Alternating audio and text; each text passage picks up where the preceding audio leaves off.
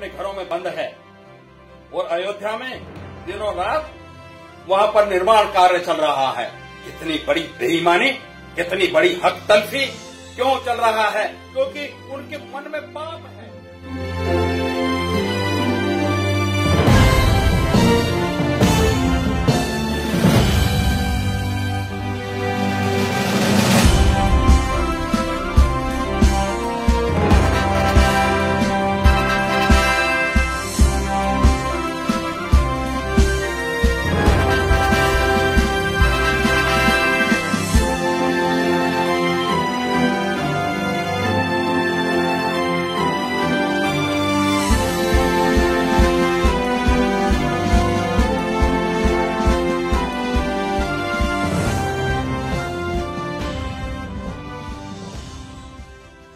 श्रोताओं को नमो बुद्धस।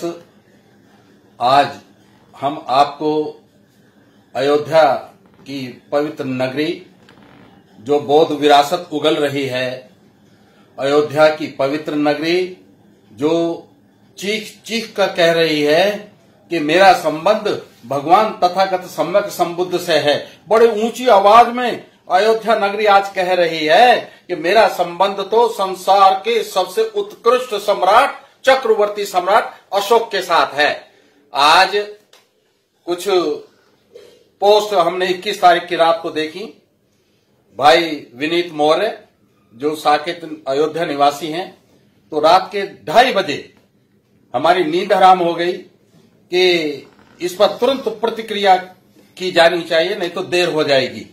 तो रात के 2:30 बजे हमने 2 उनकी जो पोस्ट थी उन पर अपनी प्रतिक्रिया दी, और वो तो संक्षिप्त में थी, मगर बहुत सारे हमारे सारे भारतवर्ष के साथियों का, यहां तक कि कश्मीर, पंजाब, महाराष्ट्र, उड़ीसा, गुजरात, यहाँ दिल्ली के हमारे बहुत सारे मित्रों ने, हमारे शुभ चिंतकों ने, मार्गदर्शकों ने हमसे कहा कि आप अयोध्या पर एक वीडियो जरूर बना दें तो बहुत अच्छा होगा। तो आज हम आपको पहले तो ये बताएंगे कि ये अयोध्या का इतिहास है क्या। वास्तविक जो नगर है वो श्रावस्ती की साकेत नगरी है। साकेत 2 शब्दों से बना है, एक तो साय जिसको शाम कहते हैं, और केत कहते हैं केतन को, निकेतन को, यानी कि निकेतन का मतलब होता है घर, जहां व्यक्ति बसेरा करता है। तो शाम के समय जहां पर बसेरा डाला, यात्रा कर रहे हैं। विशाखा जब महाराजा से अनुमति लेकर, अपने पिता से अनुमति लेकर, जो श्रेष्ठी थे, वो भगवान बुद्ध के दर्शनों के लिए आती है, तो साकेत में आकर शाम हो जाती है, संध्या हो जाती है। तो वो वहां रुक जाती है और वहां रुकने के बाद फिर आगे निकलती है। ये संध्या का साकेत का पहला वर्णन है। साकेत में तोरणवत्थु के होने का भी प्रमाण मिलता है। तोरणवत्थु एक उद्यान था, बगीचा था। बौद्ध धर्म में बगीचों की बड़ी महिमा है, बड़ा महत्व है। तो उसमें महारानी खेमा जो भिक्खुनी बन चुकी थी, वो वह निवास कर रही थी। महाराजा फसेंदी विशाखा की शादी में, उसके पति की बारात में जब जा रहे थे और वहां शाम हो गई साकेत में, तो उसने अपने अमात्यों से कहा कि मैं कुछ बुद्धि विलास के लिए कुछ शास्त्रार्थ करना चाहता हूं, चर्चा करना चाहता हूं। जाओ देखो इस नगरी में कोई विद्वान है जो मेरे साथ चर्चा कर सके। महाराजा फसेंदी बड़े विवेक प्रिय थे, ज्ञान प्रिय थे और शास्त्रार्थ करने में रुचि लेते थे। उनके अमात्य नगर में गए, परिक्रमा कर लौटे और फिर बोले कि यहाँ पर एक तोरणवत्थु नाम का स्थान है। तोरणवत्थु का आपको वर्णन मिलेगा संयुक्त निकाय में। आप पीछे जाइए शब्दानुकरण में, और तोरणवत्थु में आप पहुंच जाएंगे। तो उन्होंने कहा कि यहाँ पर एक खेमा नाम की भिक्खुनी है। अब खेमा तो महाराजा फसेंदी की रिश्तेदार थी, मगर क्योंकि उनको पता नहीं था कि वो यहां आकर रह रही हैं, इसलिए उन्होंने खेमा यानी कि बिंबिसार की पत्नी थी, और बाद में जब बुद्ध के प्रति समर्पित हो गई तो भिक्खुनी बन गई। तो वहां तोरणवत्थु में महाराजा पसंदी, कौशल राज पसंदी। बच्चों, पसंदी को परसंजित कभी गलती से भी मत कहना।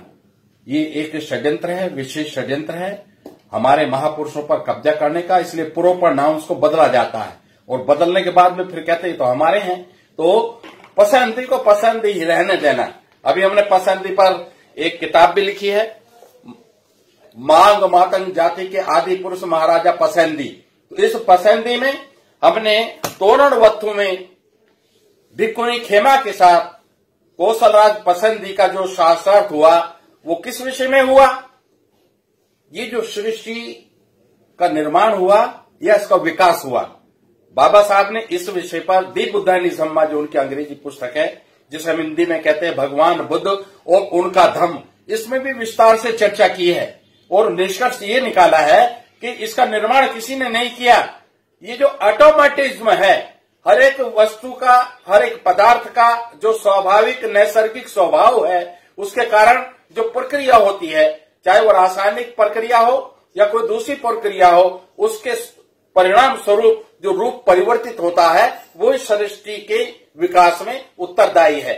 वो बड़ा सुंदर, बड़ा सारगर्भित, विज्ञान सम्मत ये जो अध्याय है, ये अयोध्या की पवित्र नगरी में भगवान बुद्ध के साथ, भगवान बुद्ध के शिष्यों में प्रसन्नजीत का नाम प्रमुखता से लिया जाता है, उनके साथ में चर्चा हुई है। आओ हम एक और विद्वान की चर्चा करते हैं।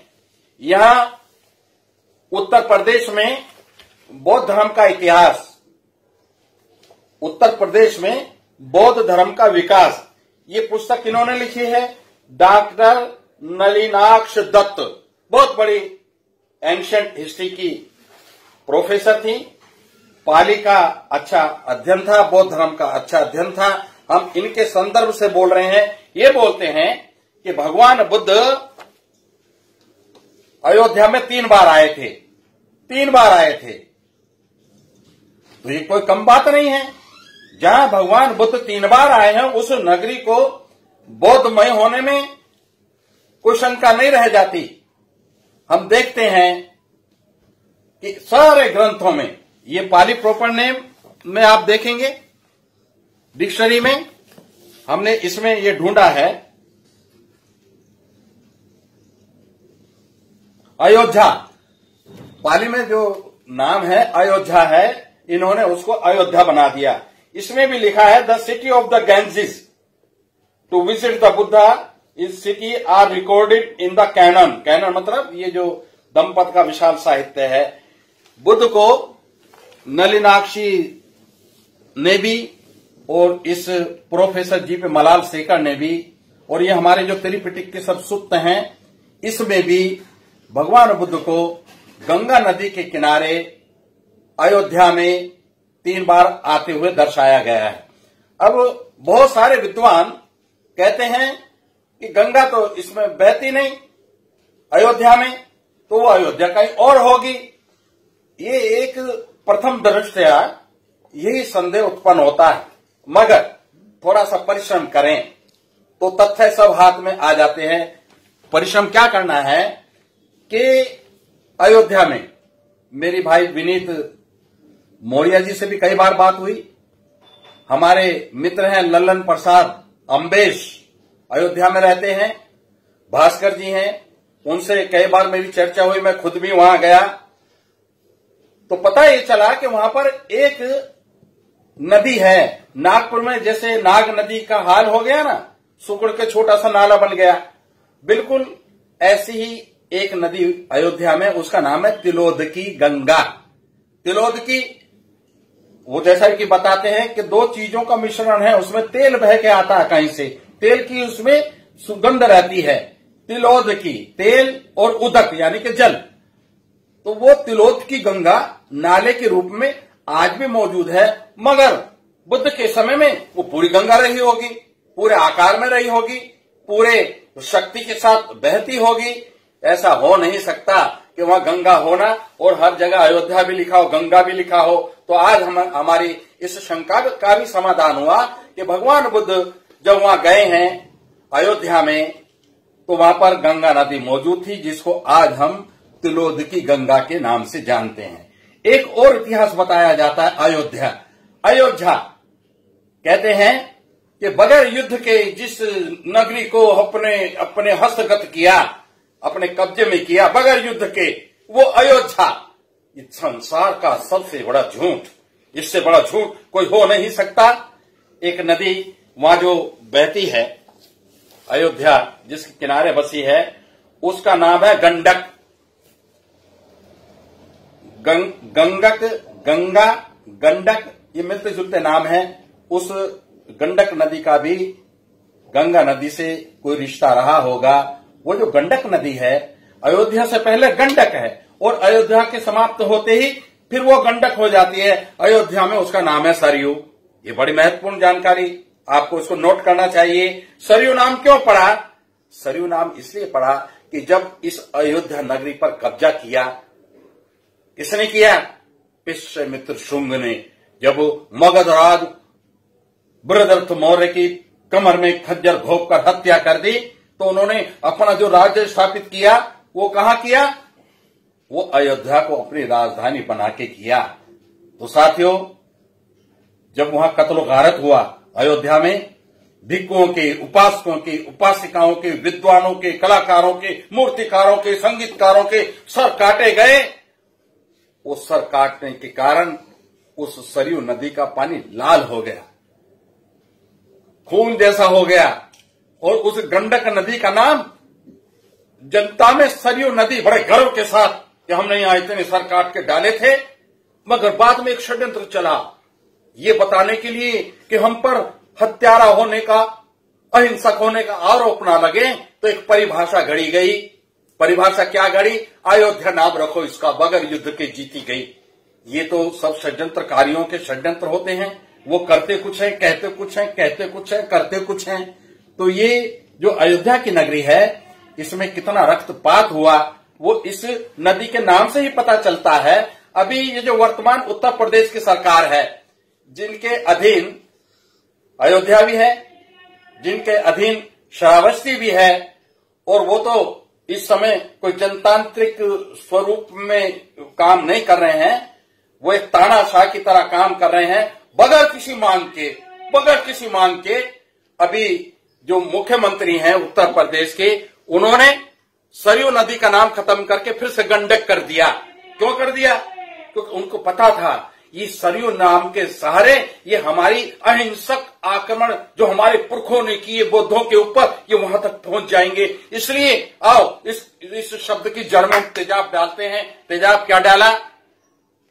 वो घोषणा कर दी कि अब इस नदी का नाम अयोध्या में भी गंडक ही रहेगा। मगर शोधार्थी चैन से नहीं बैठते हैं, वो अपनी रात की नींद हराम करते हैं, दिन में आराम नहीं करते हैं, और तथ्यों को छान छान कर ढूंढ कर लाते हैं। ये जो अयोध्या नगरी है, यहां पर आपको जानकर यह भी आश्चर्य होगा कि एक सम्राट इस देश में हुआ, वो भी शाक्य था, बौद्ध था, उसको बदनाम करके रख दिया, उसको गद्दार बना दिया।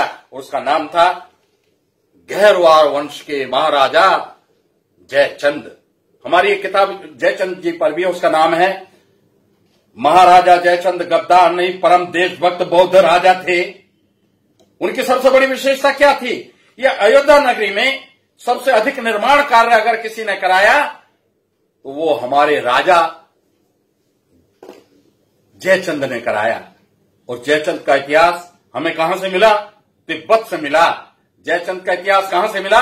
प्राचीन बौद्ध साहित्य से मिला। तो आओ हम अपने गौरव बिंदुओं को जब तलाशते हैं तो इन सब चीजों की पड़ताल हमें करनी होगी। बौद्धों की जो स्थापत्य कला है, बौद्धों का जो आर्किटेक्चर है, बौद्धों की जो मूर्ति कला है, सबसे भिन्न है, उसे कोई मिलावट कर नहीं सकता। आज अयोध्या ने जो बौद्ध संस्कृति उगली है, हमने तो नहीं कहा था, मगर आप लाख पर्दों में भी सत्य को छिपाओगे, समय आने पर वो उजागर होगा ही। और ये सत्य यहां उद्घाटित हो गया, अयोध्या में उद्घाटित हो गया। इतना बड़ा नंगा नाच न्याय के साथ खेला गया सुप्रीम कोर्ट में,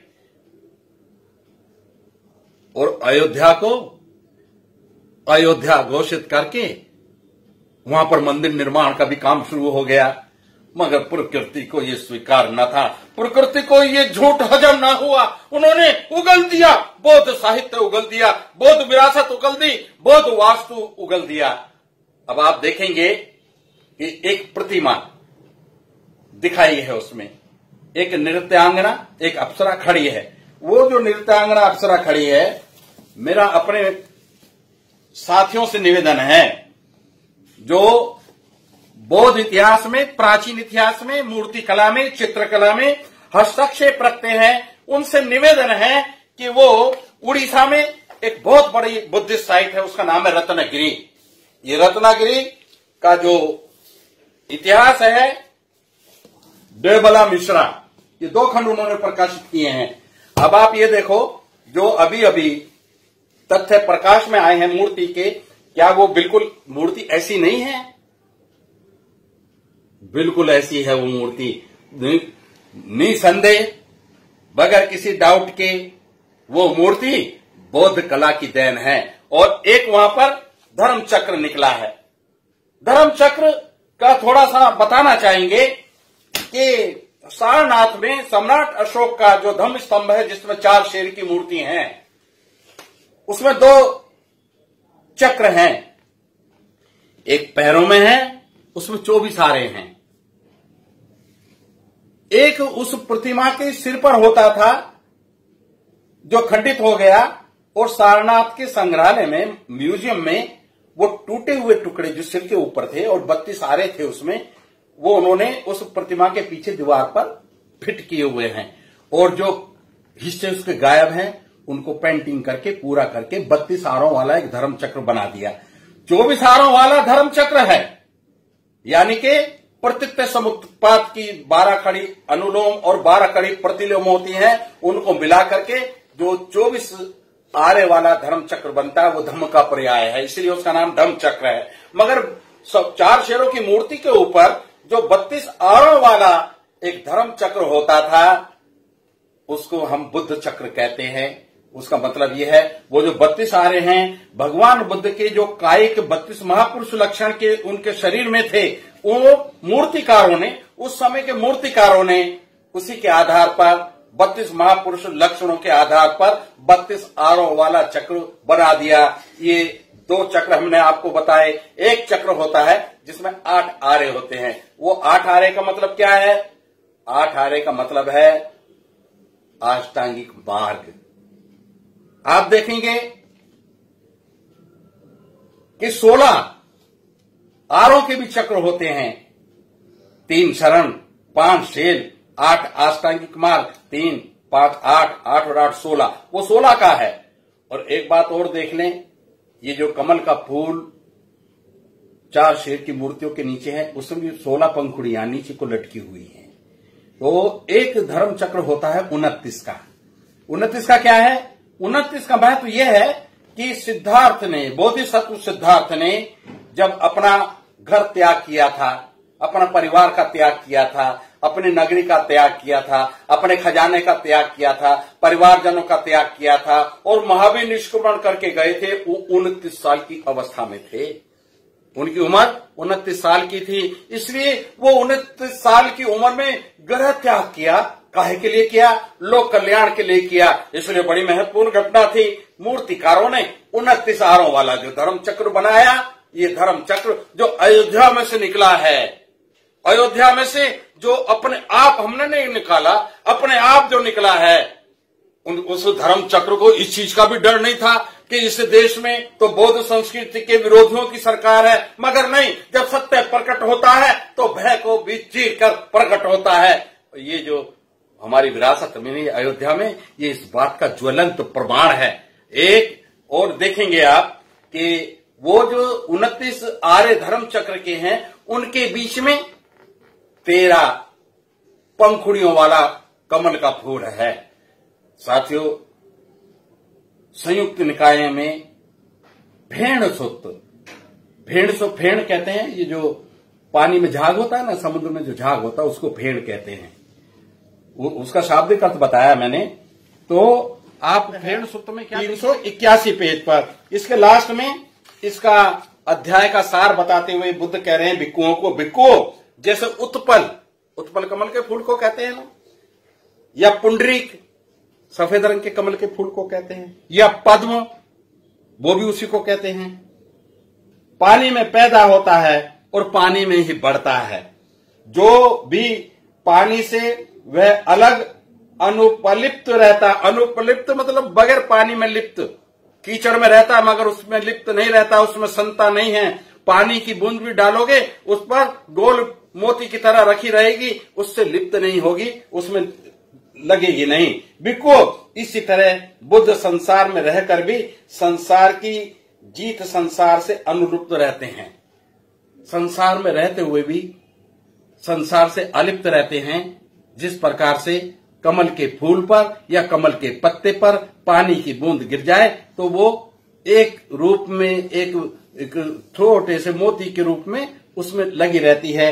ये भगवान बुद्ध का कमल के फूल पर जो जगह जगह प्रतिमाएं मिलती हैं, उसका कारण यही है कि चित्रकारों ने कमल के फूल को और भगवान बुद्ध को एकाकार करके, इतने बड़े फूल नहीं होते थे कि भगवान बुद्ध उस पर बैठ जाएं, या भगवान बुद्ध इतने छोटे नहीं होते थे कमल के फूल पर बैठ जाएं, मगर ये एक उपमाएं हैं जो भगवान बुद्ध की विशेषताओं को परिभाषित करने के लिए जनता के बीच में प्रचारित की गई। भगवान बुद्ध की महिमा, उनकी महानता, उनकी सर्वज्ञता को प्रकाशित करने के लिए इन उपमाओं को प्रचारित किया गया। तो ये जो उपमा है और ये जो धर्म चक्र मिला है 29 आरों वाला, उसके बीच में जो 13 पंखुड़ियों वाला कमल है, तो कमल का अर्थ हमने आपको बता दिया क्या है।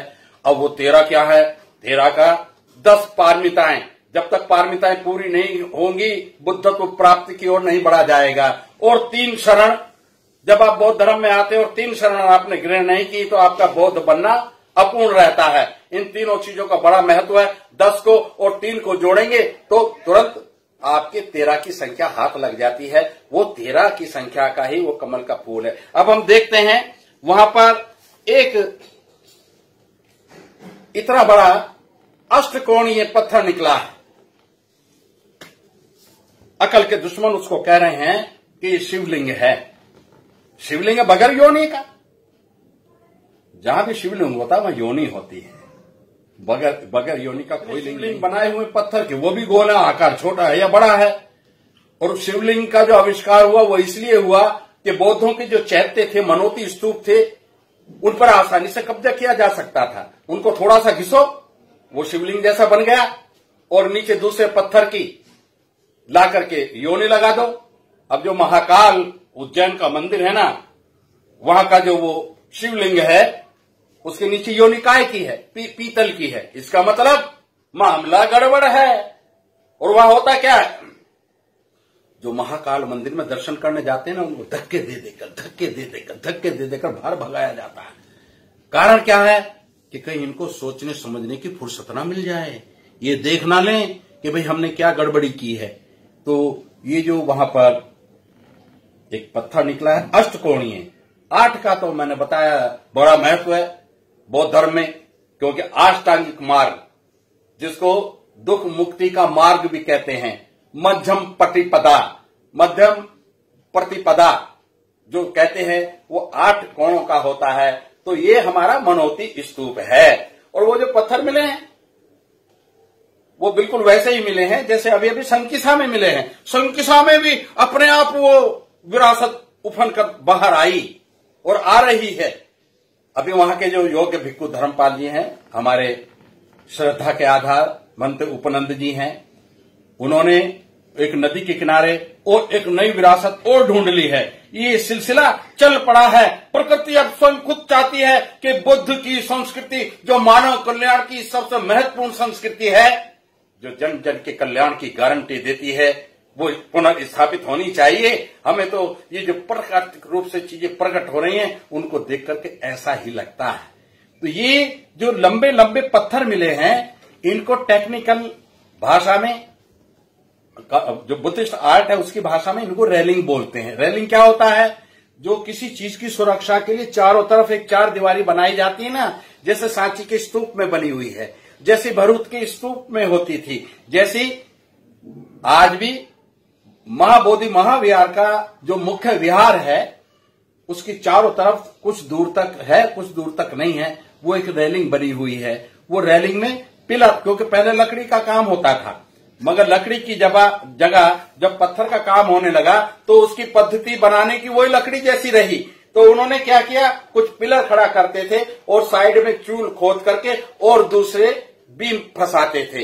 ये कॉलम हो गया, ये बीम हो गए, और इनको जोड़ जोड़कर वो चार दीवारी बन जाती थी। किस लिए बन जाती थी कि महाबोधि महाविहार में भगवान तथागत सम्यक संबुद्ध की जो पवित्र प्रतिमा थी उसको कुछ पशु आकर के दूषित कर जाते थे।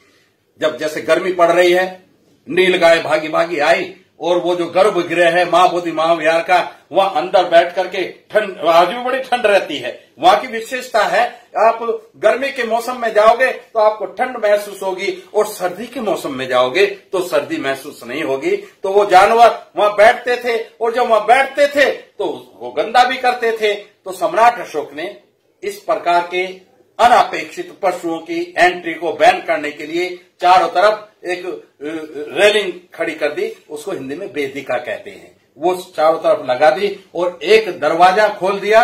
वहां व्यक्ति द्वारपाल खड़े होते थे या एक दरवाजा लगा होता था, उसमें से ही लोग आते और जाते थे। तो ये जहां भी हैं, ये रेलिंग जिस तरीके के पत्थर लंबे लंबे मिले हैं उनमें वो अनकम्प्लीट हैं, वो कुछ निर्माण होने जा रहा था। उनमें चूल के निशान बने हुए हैं मगर चूल खुद ही नहीं है। मगर हाँ, पूरा नक्शा देखकर पता चलता है कि किसी बहुत बड़े मान स्तूप के बनने की तैयारी थी, कोई महाविहार बनने की तैयारी थी। ऑलरेडी वहां कई विहार थे मगर और भी बनने की तैयारी थी। तो साथियों, ये जितनी भी चीजें वहां से प्राप्त हुई हैं उनको हमें उपेक्षा नहीं करनी है। अभी एक चीज हमने वहां और देखी है, ये एक आमलक, अमरख होती है ना जिसको स्टार फ्रूट कहते हैं, खट्टा होता है, उसके चारों तरफ कंगूरे होते हैं। तो ये आमलक है। इसको कहीं कहीं लिखा है कि जो शीर्ष है, बुर्जी है विहार की, वहां लगाया जाता है। मगर अमरावती में, ये अमरावती में मिला है, सिमिलर है, उसी तरीके के कंगूरे बने हुए हैं, ये अलग तरीके का है। मगर अमरावती में हमने देखा कंगूरेदार यहां पर स्टैंड के तौर पर इस्तेमाल हुआ है।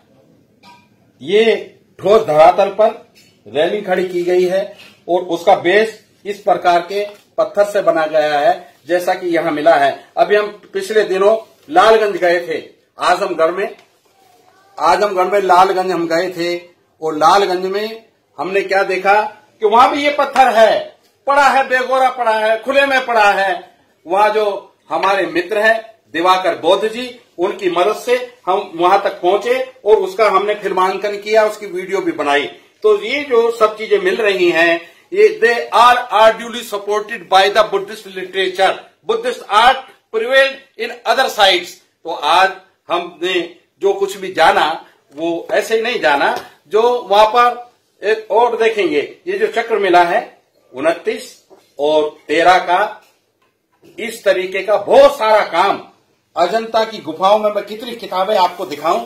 एक ये किताब है द आर्ट ऑफ इंडिया, जो कभी आर्कियोलॉजी के डायरेक्टर जनरल होते थे, उनकी ये लिखी हुई किताब है। इसमें उस तरीके के चित्र भरे पड़े हैं जिसमें क्या कहते हैं, ऑर्नामेंटली वेरी रिच राउंड डिजाइन्स, गोल डिजाइन, उनमें कमल के फूल बने हैं, कई कमल के फूल नहीं बने हैं तो कोई दंपति बनी है, बुद्ध का सिर बना है या किसी द्वारपाल का सिर बना है या नृत्यांगनाएं बनी हैं। तो ये सारी की सारी चीजें सिद्ध करती हैं कि अयोध्या बौद्धों की है, 100% बौद्धों की है। और अगर ये बौद्धों की ना होती तो इसको षड्यंत्रपूर्ण तरीके से हथियाने का काम ना होता। सारा देश लॉकडाउन में अपने घरों में बंद है और अयोध्या में दिनों रात वहां पर निर्माण कार्य चल रहा है। कितनी बड़ी बेईमानी, कितनी बड़ी हक तलफी क्यों चल रहा है? क्योंकि उनके मन में पाप है, उनके मन में चोरी करने का अपराध बोध है, इसलिए वो चोरी चोरी ये सारे काम कर रहे हैं। करो तुम चोरी चोरी काम। ये पृथ्वी जब कहते ना इस देश की धरती सोना उगले उगले हीरे मोती, उगल दिए ना हीरे मोती। बौद्धों की विरासत जमीन ने अपने आप उगली है। जिनको ये कमजोर समझते हैं, जिन लोगों को, जिन बौद्धों को कमजोर समझते हैं, आज पृथ्वी भी उनके समर्थन में सामने आकर खड़ी हो गई है और जो विरासत ये दबा रहे थे वो अपने आप प्रकट हो गई है। कुछ दिन पहले एक हिंदुस्तान टाइम्स के अंग्रेजी में आया था कि निर्माण कार्य के दौरान एक टीला बीच में आ रहा है। वो एक खबर आई थी। हमें ऐसा लगता है उस टीले को ही इन्होंने खोद दिया और ये सारी बौद्ध विरासत सामने आ गई। जब अटल बिहारी वाजपेयी जी का जमाना था और उस समय कुछ निर्माण कार्य उनका चल रहा था तो एक चबूतरा बीच में आ गया। ये अखबारों की बता रहा हूं, अखबारों में बता रहा हूं का मतलब समझ लेना। अखबारों में जो आता है वो बहुत ज्यादा छन कर आता है। अयोध्या की भी जो ये प्रतिमाएं आई हैं बहुत कम करके दिखाई होंगी, सारी की सारी दिखाते तो सारी पोल खुल जाती। तो साथियों उस वक्त क्या हुआ, आडवाणी और अटल जी का जमाना था। उन्होंने कहा इसको छेड़ना मत, इसको ऐसे ही पाट दो और वो पाट दी गई। हमारा आज ये कहना है 2020 में हम बात कर रहे हैं, उस स्थान को चिन्हित करो और उसको दोबारा उसका उत्खनन करो और उसके नीचे क्या दबा पड़ा है दुनिया को देखने दो। आज इस देश के शासकों पर हमारा भरोसा नहीं है। हम चोरों के हाथों मोर नहीं मरवाना चाहते, इसलिए हमने निवेदन किया था अपनी पोस्ट में 21 तारीख की रात को, यानी कि 22 तारीख की सुबह 2:30 बजे। वो क्या निवेदन किया था कि निष्पक्ष खुदाई होनी चाहिए, निष्पक्ष पुरातात्विक उत्खनन होना चाहिए, मगर भारत की सरकार के माध्यम से नहीं, यूनेस्को के माध्यम से होना चाहिए। हमारी अटल मान्यता है कि जिस दिन यूनेस्को यहाँ आकर फावड़ा मारेगी उस दिन दूध का दूध और पानी का पानी हो जाएगा। बुद्ध साक्षात बुद्ध और साक्षात सम्राट अशोक प्रकट हो जाएंगे। आज वहां पर हम देखकर आए हैं एक जगह सम्राट अशोक का बहुत बड़ा स्तंभ एक कब्र में दबा हुआ है। उसे 20 फुटी कब्र कहते हैं। इतना बड़ा तो आदमी होता नहीं।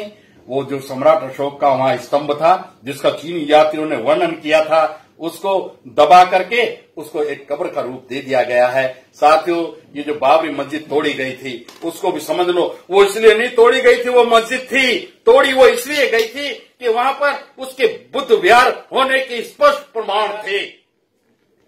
किसी भी दुनिया की किसी भी मस्जिद का नाम किसी व्यक्ति के नाम पर नहीं होता।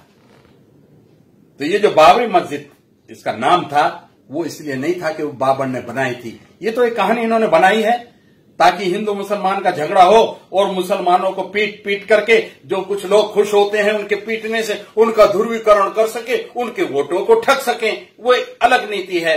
मगर असलियत ये है कि उस मस्जिद के जो पिलर थे, ऐसे पिलर जो अब निकले हैं इससे बड़े आकार के, उनके ऊपर की तरफ बब्बर शेर के चेहरे बने हुए थे। उन पिलर्स के ऊपर शेर की प्रतिमाएं बनी हुई थी, उनकी मूर्तियां बनी हुई थी और उन शेरों को क्या कहते थे, बब्बर शेर। और बब्बर शेर की मस्जिद तो नहीं कह सकते थे, इसलिए शॉर्टकट बोल दिया बाबरी मस्जिद। तो वो जो मस्जिद का ध्वंस किया गया, मस्जिद गिराई गई, मस्जिद तोड़ी गई, एक उन्माद पैदा करके। ऐसा ही उन्माद एक 1935 में भी बनारस में पैदा किया गया था। हिंदू मुस्लिम दंगे हुए थे और वो दंगे किस लिए हुए थे, वो सम्राट अशोक का जो स्तंभ बनारस में था, सारनाथ वाला अलग है, बनारस में था, उसको तहस नहस कर दिया गया, गायब कर दिया गया। तो साथियों हम लोग षड्यंत्रों के देश में रह रहे हैं, मगर जब हम अपने शासन को बर्बाद होने के बाद भी दोबारा खड़े हो गए हैं तो अब हम पीछे मुड़कर देखेंगे नहीं। हमारे प्रगति पथ पर अब हम बढ़ते जाएंगे और जब तक बढ़ते रहेंगे, जब तक इस देश को बाबा साहेब डॉक्टर अम्बेडकर के आदेश के अनुसार दोबारा बुद्धमय ना कर दें। अब हमें स्वयं अपने पराक्रम दिखाने का समय आ गया है। अब हमें अपनी कसौटियां तय करने का समय आ गया है। समय हमारे अनुकूल है, दुनिया हमारे अनुकूल है और ये पृथ्वी हमारे अनुकूल है। आज ये बुद्ध के बारे में सबसे बड़ी विशेषता है कि जमीन में कहीं भी कुदाला मारो वहीं से बुद्ध मुस्कुराते हुए बुद्ध निकलते हैं। तो ये इस बात का प्रमाण है, ये भारत भूमि वास्तव में ही बुद्ध भूमि है, ये भारत भूमि वास्तव में ही अशोक भूमि है। ये बौद्ध खाती है, ये बौद्ध विरासत है, ये बौद्ध संपदा है। आओ हम इसको दोबारा से पुनः स्थापित करने में अपने पराक्रम का परिचय दें। इन्हीं विचारों से अगर मैं कुछ ज्यादा बोल गया हूं तो क्षमा प्रार्थी हूं, और कोई बात आपको भा गई हो, अच्छी लग गई हो तो उसका प्रचार करना। इन्हीं शब्दों के साथ मेरा आप सबको नमो बुद्धस, जय सम्राट अशोक, जय भीम।